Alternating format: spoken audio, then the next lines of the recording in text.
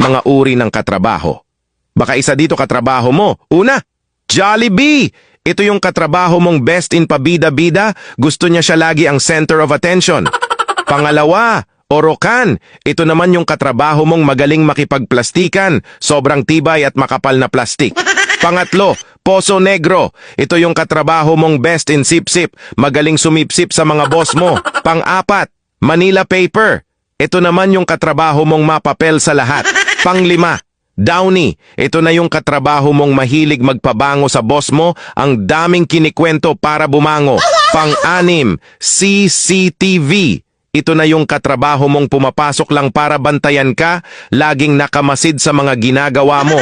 Pang-pito, Pride Bar. Ito yung katrabaho mong mataas ang pride, napaka-perfectionist at ayaw malamangan iba. Alin dito yung katrabaho mo?